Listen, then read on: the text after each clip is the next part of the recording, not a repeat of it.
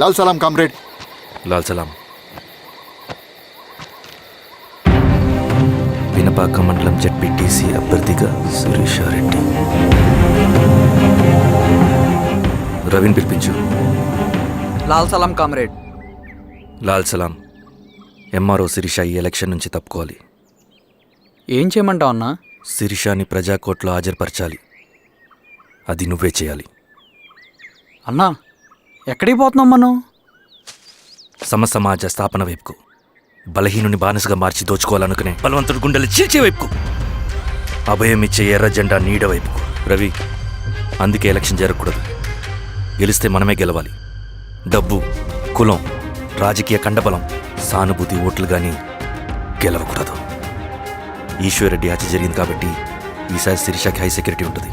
జాగ్రత్తగా డీల్ చేయి.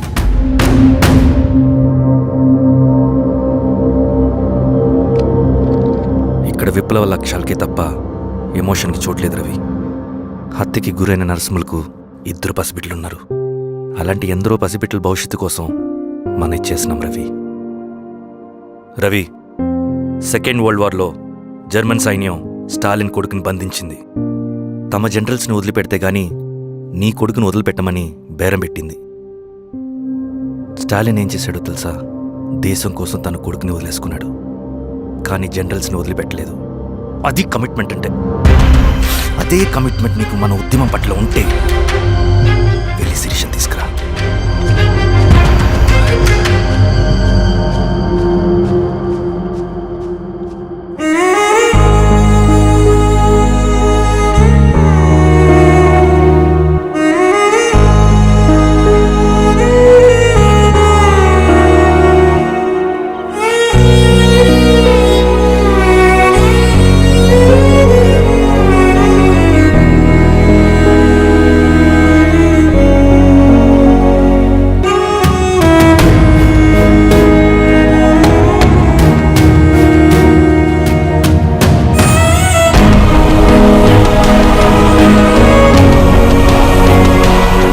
అదే కమిట్మెంట్ నీకు మన ఉద్యమం పట్ల ఉంటే వెళ్ళి శిరీషను తీసుకురా.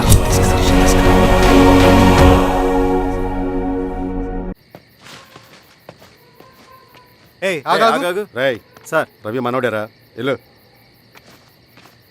అమ్మా, భోజనం తీసుకురమ్మంటారా? నాకేం వద్దు. భోంచేయకపోతే ఆరోగ్యం పాడవుతుంది శిరీష. నువ్వు వెళ్ళి తీసురా అమ్మా. సరే. రవి, నాకు ఒక మంచి కాఫీ చేసిస్తావా? తలనొప్పిగా ఉంది. చేసిస్తా కానీ తర్వాత నువ్వు భోంచేయాలి.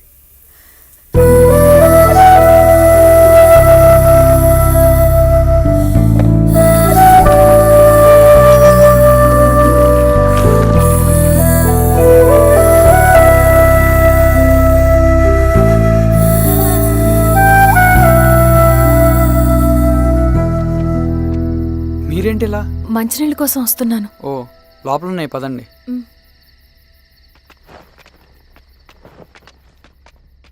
ఇదిగోండి మంచినీళ్ళు.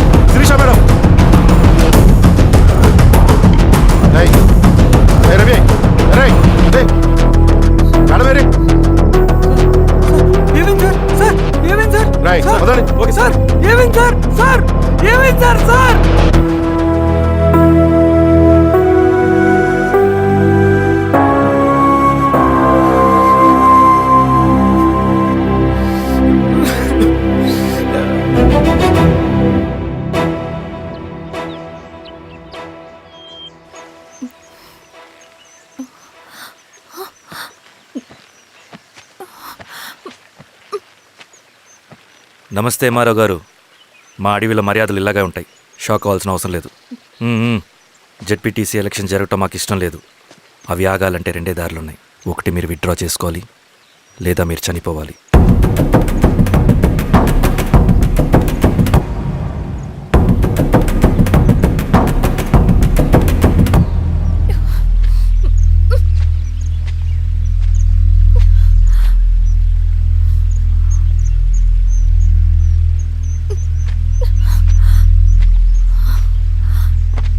సెంట్రల్ కమిటీ మీటింగ్ ఉందని కబురు వచ్చింది. మేము వచ్చేలోపు ఎలక్షన్స్ ఆగిపోయే న్యూస్ రావాలి.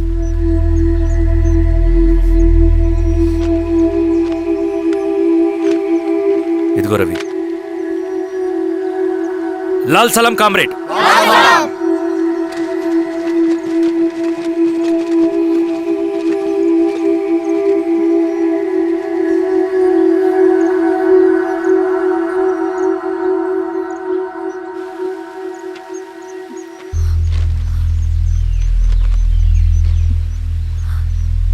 ప్రపంచంలో గొప్పవాళ్ళ చావులన్నీ నమ్మక ద్రోహంతోనే జరుగుతాయని నిరూపించావు రవి. అన్నయ్యని కూడా అచ్చం ఇలాగే చేస్తావు కదా? ఎందుకు రవి? ఏం జరిగింది? అన్నీ బాగుంటే దేశం తరపున బ్యాడ్మింటన్ ఆడేవాడిని.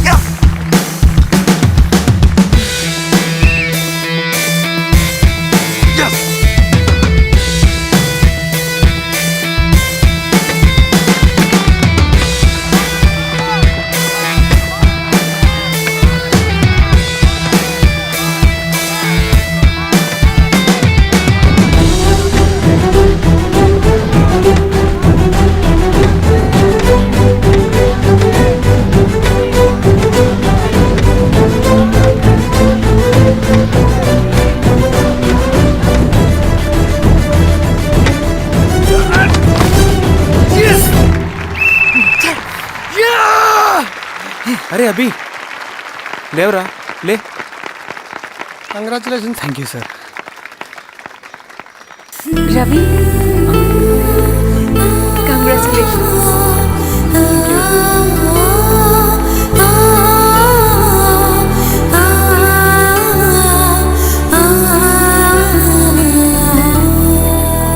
సార్, గంగినేని వెంకటేశ్వరరావు గారి ఎర్రజెండా పుస్తకం ఎక్కడుంది? రవి దగ్గర ఉందమ్మా.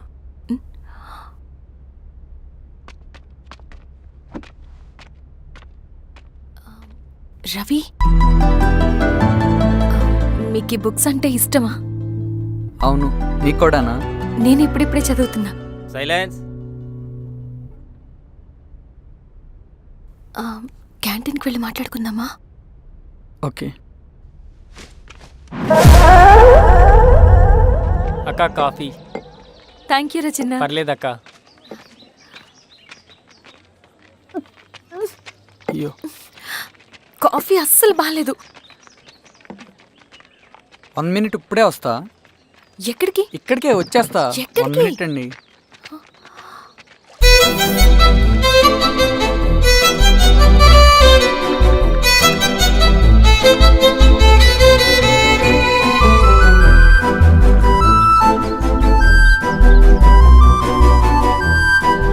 ఒకసారి ఈ కాఫీ టేస్ట్ చేయండి.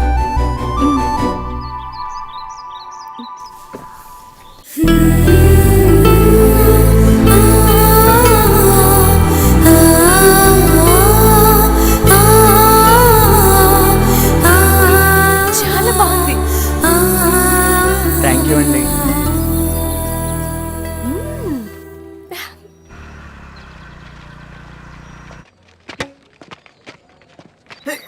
వావ్.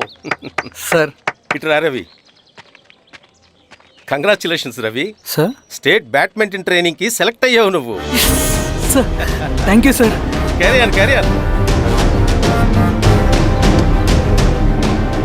నువ్వేమో ఇక్కడ కూర్చొని ఆడుకుంటున్నావు, వాడేమో స్టేట్ లెవెల్ ట్రైనింగ్ సెలెక్ట్ అయ్యాడ్రా.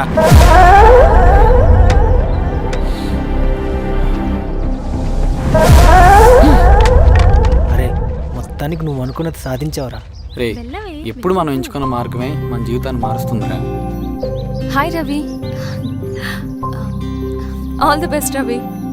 నీకోసమే తీసుకో. Thank you. బాయ్.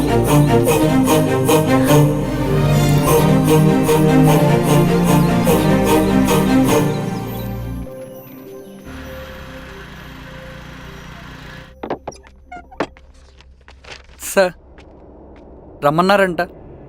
ఎందుకు ఇలా చేసావు రవి నువ్వు? ఏవేం సార్, నేనేం చేశాను? ఇదేమిటో చూడు.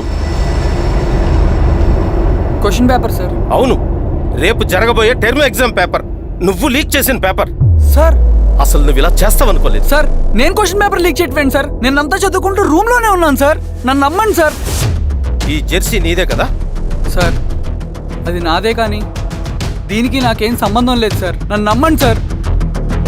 మల్లయ్య, సార్ నిన్న రాత్రి ఏం జరిగింది?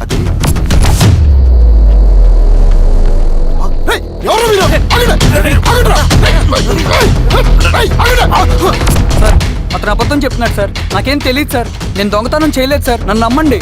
ఐఎమ్ వెరీ సారీ రవి, నేనేం చేయలేను. తప్పు నువ్వే చేసావని అన్ని నీ వైపే ఉన్నాయి. నిన్ను రెస్టికేట్ చేయడం తప్ప నాకు వేరే ఆప్షన్ లేదు. సార్ అంత పని చేయమాకండి సార్. నా లైఫ్ పోతుంది సార్. ఇండియా తరపున బ్యాడ్మింటన్ ఆడాలన్నది నా డ్రీమ్ సార్. నన్ను నమ్మండి సార్. సార్ సార్ సార్ నాకేం తెలియదు సార్. నన్ను నమ్మండి సార్. సార్ నాకేం తెలియదు సార్. నిజంగా నాకేం తెలియదు సార్. సార్ నన్ను నమ్మండి సార్. సార్ నేనేం తప్పు చేయలేదు సార్. నాకేం సంబంధం లేదు సార్. నన్ను వదిలేయండి సార్. సార్ నన్ను వదిలేయండి సార్. కాలేజ్ తరఫున స్టేట్కి వెళ్ళి ఆడదాం అనుకున్నాను. నా కొడుకు తాళం అక్కడే ఉంది కదా.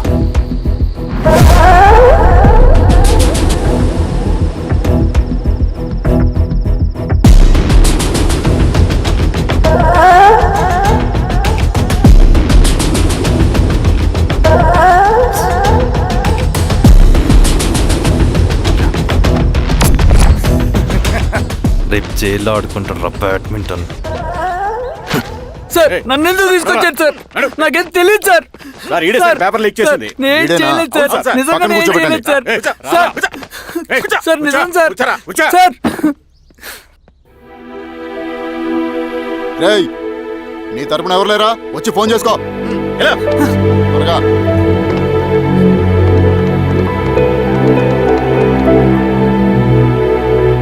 సార్ నేను రవీన్ సార్. రవి చెప్పు. సార్ నేను పోలీస్ స్టేషన్లో ఉన్నాను సార్. మీరు నాన్న అర్జెంట్గా రండి sir. Please sir. Police station ఏమైంది రవి? ముందు మీరు రండి సార్ ప్లీజ్. నేను చెప్తాను సార్. సరే సరే వస్తున్నా. వెళ్ళి కూర్చో. సార్ అయ్యా దండలయ్యా. రే రవి నాన్న, ఏమైందిరా? నాకేం తెలియదు ఏయ్, నాన్న. నువ్వు ఆగు. నీ కొడుకు క్వశ్చన్ పేపర్స్ దొంగతనం చేసి దొరికిపోయాడు. ఎఫ్ఐఆర్ రాసి కేసు పెడితే జైలు శిక్ష పడుతుంది. అలా కాకుండా కేసు క్లోజ్ చేయాలంటే 2 లక్షలు కావాలి. వెళ్ళి తీసుకొని రా. అర్థమైందా? ఏదోన్నయ్యా. ఏయ్, నా సంగతి నీకు తెలుసు కదా. లోపలేస్తే 10 సంవత్సరాలు బయటికి రాడు. వెళ్ళి డబ్బులు కొట్టరా.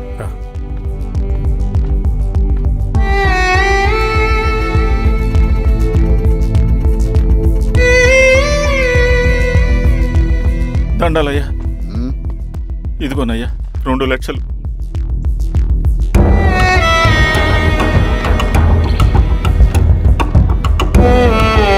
రేయ్, ఆయన పంపించండి రా. ఎలా నిజంగా దీనికి నాకేం సంబంధం లేదు నాన్న. త్వరగా దున్నండిరా. పిఆర్ఓ బంగారం లాంటి భూమిది. అరే ఏంకన్నా పటేల్ మీ పొలం దున్నేస్తున్నాడు. పట్టేలు మా పొలం దూరం పెట్టరా. రవి పద.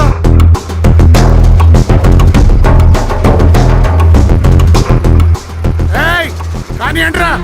అయ్యా పట్టేలయ్యా. మా పొలంలో మీరు దున్నుతున్నారండి. ఏయ్ నా పొలంలో నేను దున్నకుంటే వాడు దున్నుతాడా? అన్యాయం అయ్యా. ఏయ్ ఏంద్రా అన్యాయము? పొలం అమ్మినావు కదా, కొనుక్కున్న పొలంలో దున్నుతుంటే అన్యాయం అంటారేంట్రా? ఏ విఆర్ఓ ఆ పేపర్ చూడరా, మంచిగా చూసుకుంటారా. పొలం అమ్మేవా నాన్న? అమ్మలేదురా, తాకట్టు పెట్టా.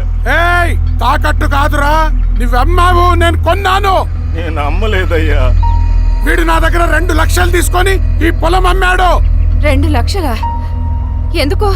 మీ వాడు చేసిన నిర్వాకం వల్ల చదువుకోరాని కాలేజీకి పంపితే ఆడుతూ పాడుతూ ఎగ్జామ్ ఫెయిల్ అవుతాడని తెలిసి ఆ పేపర్ లీక్ చేశాడు వీడు. ఏంటయ్యా ఇది? పోలీస్ కేసు అవుతుందని తెలిసి వీడు నా దగ్గరకు వచ్చి 2 లక్షలు తీసుకుపోయి వాడిని బయటికి ఇరిపించిండు. ఏం రా, అంతేనా కదా? ఇది అన్యాయం అయ్యా. నేను నమ్మలేదయ్యా. అవి దొంగ కాగితాలయ్యా. ఏం తమాషా చూస్తుండ్రా? పని చేసుకోకండి. ఇవి దొంగ కాగితాలయ్యా. నన్ను నమ్మండయ్యా. ఏయ్, దొంగ పేపర్ అవును. చాలా దొంగ. అలాంటిరా? నేను నమ్మలేదు. వాళ్ళు మనల్ని మోసం చేశారు. వాళ్ళు మనల్ని మోసం చేశారు.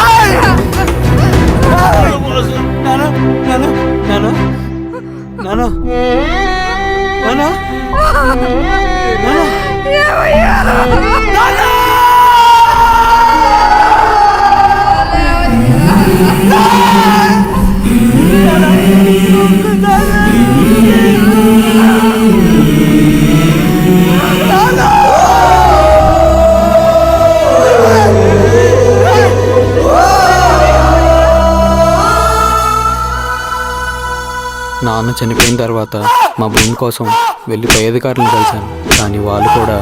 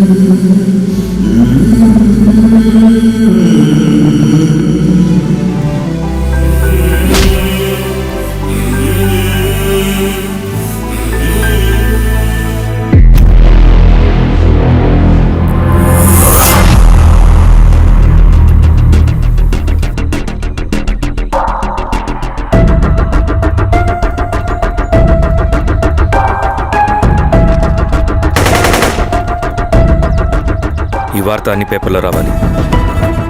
ఈ లెటర్ బాధితుడికి అందించండి. లాల్ సలాం. లాల్ సలాం.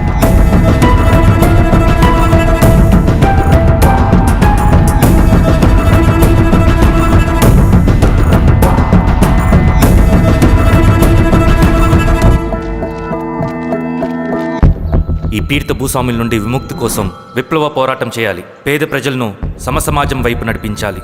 దళం నిన్ను ఆహ్వానిస్తుంది. రా, జనం కోసం పోరాటం చేద్దాం. లాల్ సలాం.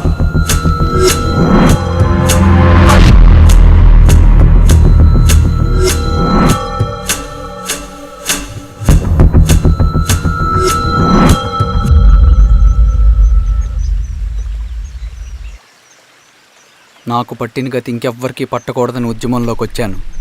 ఇన్ఫార్మర్గా చేరాను. దానికోసం ఎంతమందినైనా చంపుతాం, చేస్తాం. కానీ మేమనుకున్న సమాజం తీసుకొస్తాం. కమ్యూనిస్ట్ రాజ్యాన్ని స్థాపిస్తాం. సమాజమా అంటే? రష్యాలో, చైనాలో, వియత్నంలో మా కమ్యూనిస్టులు విప్లవం ద్వారా సాధించిన ఆదర్శ సమాజం. Lenin, Stalin, Mao, Che Guevara, Fidel క్యాస్ట్రోల్ సృష్టించిన కులాలు, మతాలు, వర్గాలు, వర్ణాలు లేని ఒక సామ్యవాద స్వర్గం. అదే మేం కలలుగనేది. దానికోసమే మేం పోరాడేది. నాకు తెలిసి నాజీ పార్టీలో గోబెల్స్ తర్వాత అంత ప్రొపగాండా మీ కమ్యూనిస్టులు తప్ప ఈ ప్రపంచంలో ఎవ్వరూ చేసుంటారు. ఉక్కు మనిషి స్టాలిన్, మానవీయుడు మావో, ఎర్ర జెండా వెలుగు ఇలాంటి కమ్యూనిస్టు పుస్తకాలు చదివితే ప్రపంచవ్యాప్తంగా కమ్యూనిస్టులు సాగించిన మారణ హోమాల గురించి నీకు తెలీదు రవి. స్టాలిన్ మొత్తం ఎంతమందిని చంపాడో తెలుసా? 2 కోట్ల మందిని. మనుషుల్ని చంపడంలో హిట్లర్నే మించిపోయాడు. చాలా మందిని సైబీరియన్ లేబర్ క్యాంపులకు పంపి దారుణంగా హింసించి మరీ చంపేశాడు. 2వ ప్రపంచ యుద్ధంలో బెర్లిన్ని ఆక్రమించిన రష్యన్ సైనికులు 8 ఏళ్ల నుండి 80 ఏళ్ల వయసులో కంటికి కనపడిన ఏ స్త్రీని వదలకుండా సామూహిక మానభంగం చేశారు. అది కూడా మీ కమ్యూనిస్ట్ దేవుడు స్టాలిన్ హయాంలోనే జరిగింది. ఇక మీ మావోయిస్టుల భగవంతుడు China chairman Mao Zedong great leap forwarded cultural రెవల్యూషన్ల పేరుతో 14 నుంచి 20 మిలియన్ల ప్రాణాల్ని పొట్టన పెట్టుకున్న మహానుభావుడు. ఇది మీ కమ్యూనిస్ట్ దేవుళ్ళు రాసిన రక్త చరిత్ర. ఆ దేశాలలో పేపర్లు ఉండవు, టీవీలు ఉండవు, స్వతంత్రమే ఉండదు. 1962లో చైనా మన దేశం మీదకి దాడి చేసి భూభాగాన్ని ఆక్రమించినప్పుడు ఒక్కరు కూడా నోరు మెదపలేదు.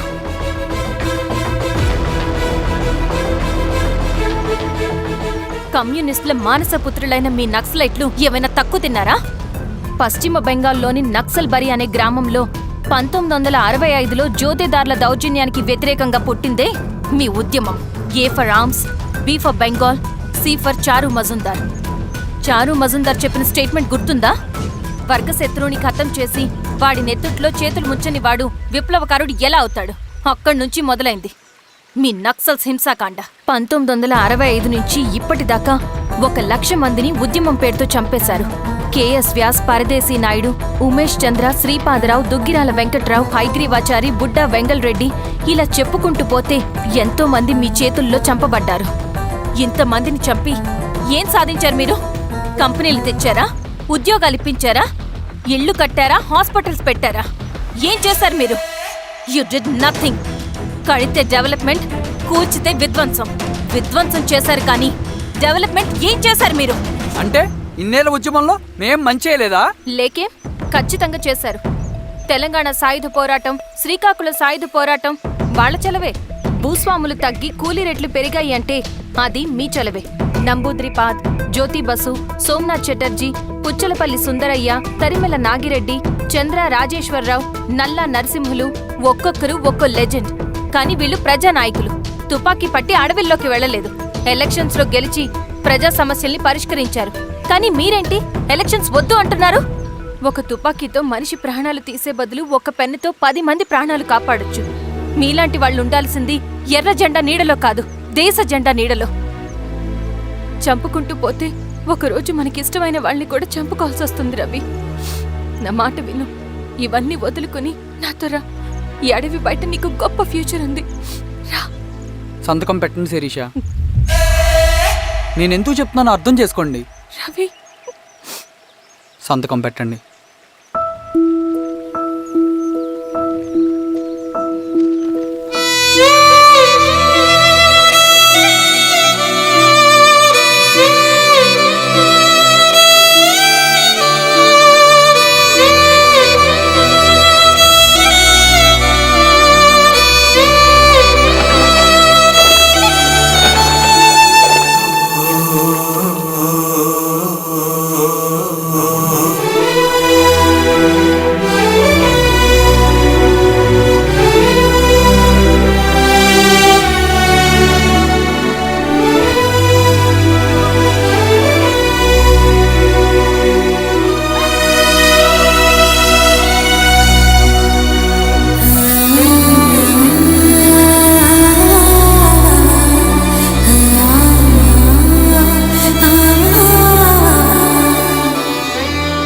శిరీషమ్మ, నేను కొన్నాళ్ళు ఒంటరిగా ఉండాలనుకుంటున్నాను. అర్థం చేసుకోండి. అది కాదమ్మా. స్వామి, నేను నీకు కబురు పెడతాను. అమ్మా అమ్మా,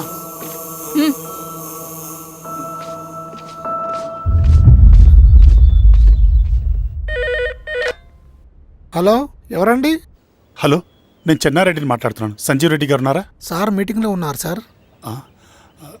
శిరీషమ్మ ఇంట్లోంచి వెళ్ళిపోయింది సార్, ఏం చేయాలో అర్థం కావట్లేదు. ఒకసారి సంజీవ్ రెడ్డి గారికి ఆ అమ్మాయి గురించి చెప్పండి. చెప్తా సార్. సురేష్, మనం చాలా జాగ్రత్తగా ఉండాలి. నమస్తే రెడ్డి గారు, యూ కెన్ గో. సార్ కూర్చోండి సార్. వాళ్ళక్కడ నన్ను చేతగానే వాడిని చేసి నలుగులో నిలబడుతుంటే నువ్వు ఇక్కడ రిలాక్స్గా ఏసీలో కూర్చొని మీటింగ్ లా. మీరు ఇక్కడికి రాకముందే అన్ని ఏర్పాట్లు చేసామండి. రేపటి నుంచి ఆ నక్సలైట్లకు పోలీస్ పవర్ ఏంటో చూపిస్తాం. కొత్త ఎస్ఐ పళని అప్పన్.